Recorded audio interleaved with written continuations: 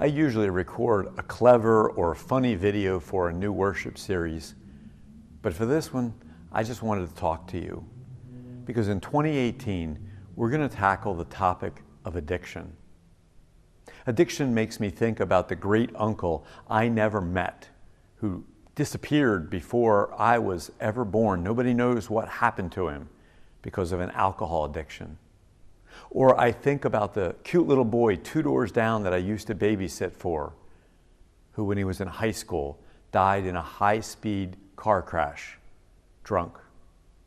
Or I think about the college friend who failed out because of drugs and alcohol. Or I think about the people I've met and ministered to as a pastor, the guy who broke his hand on his wife's head in a drunken rage.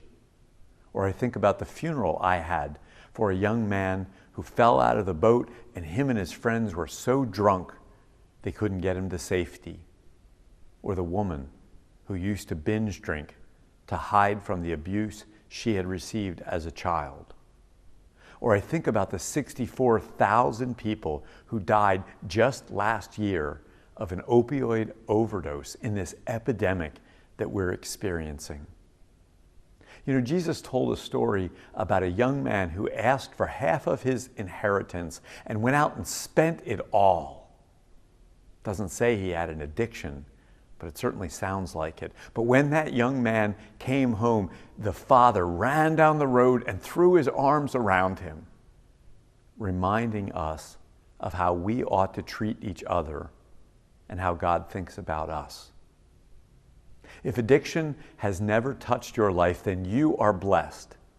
But my guess is that it has or that it will. And we want you to have the best information, and we want you to have a good, strong faith for when that day comes. I hope you can attend our next worship series that starts January 2018. It's called Faithful Pathways to Recovery.